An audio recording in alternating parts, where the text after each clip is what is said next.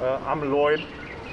Yeah, my name is Raoul, and I'm inside because currently I'm not allowed yet to go out. I should have that opportunity on Sunday, hopefully.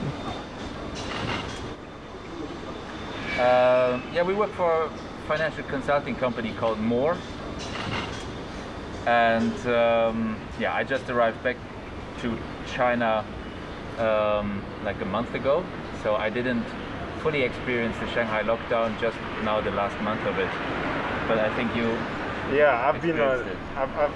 I went on lockdown before the official lockdown, a couple of days before, about 5 days before the official lockdown, and it's been an interesting experience, especially when you don't know what's going to happen, when you think things will end soon, when you do think that, then things change and they become even worse. The constant testing, kind of annoying at times, frustrating. I don't have a balcony, so no access to sunlight is actually kind of depressing, but I mean, we make it through. We just can. What did you do when you were locked down?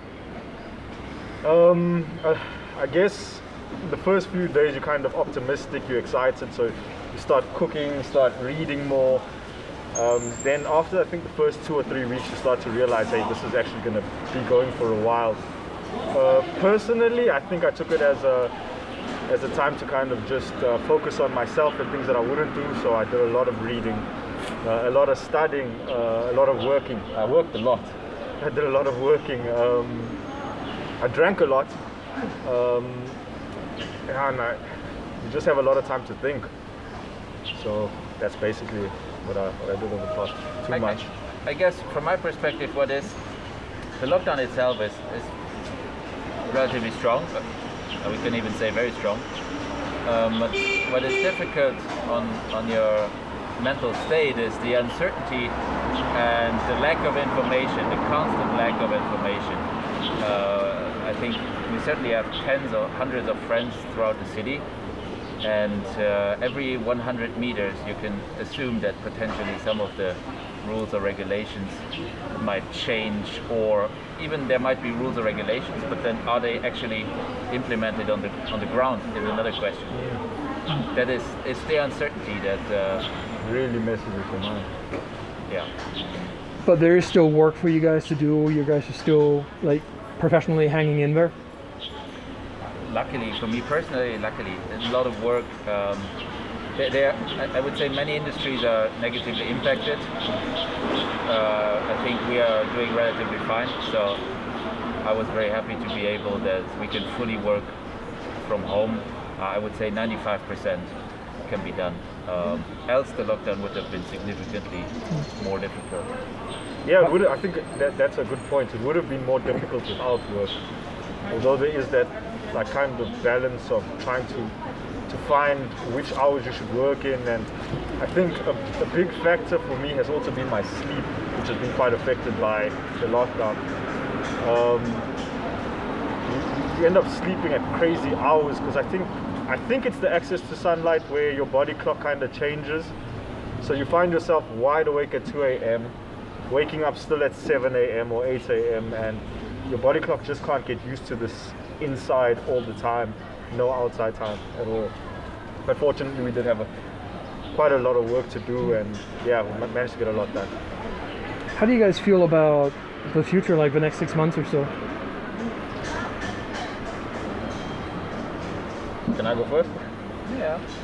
I think once we get past the lockdown, things would kind of quite quickly go back to being the same again, except for the things and the people that didn't last, like there'd be a few shops that closed down, a few places that closed down.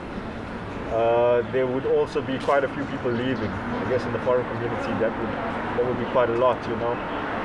Aside from that, I think it's 6 months from now, granted that this is all done, I think we'll be back to the status quo. I think the new normal will be regular testing and more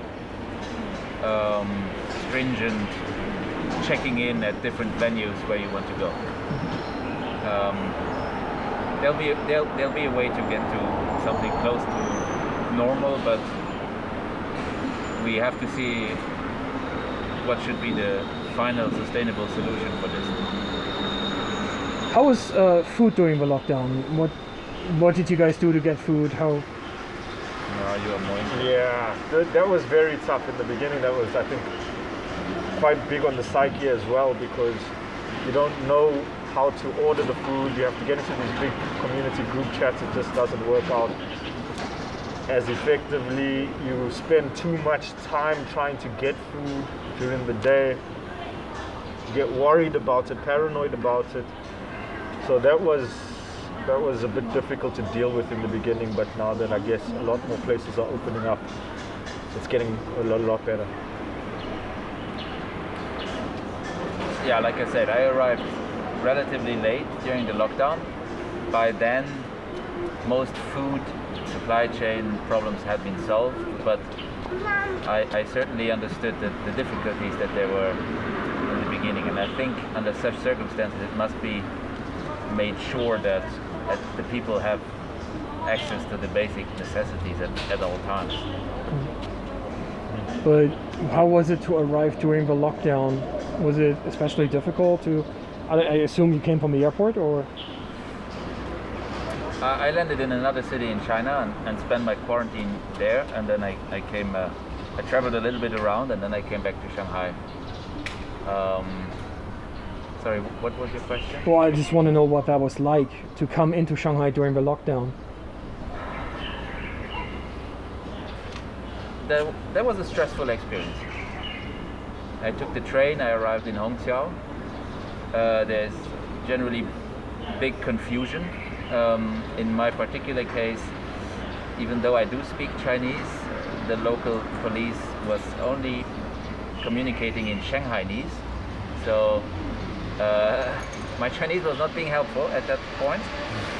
And at the end, I had to put the driver that needed a special license on the phone with the police, and they kind of brought me to a place where I could meet the driver.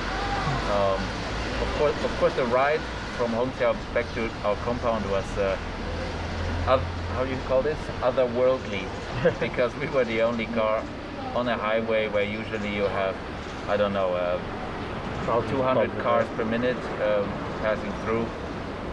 I've certainly never seen the city in this state. So you're already free, but what's your first thing going to be when you get out? What are you going to do?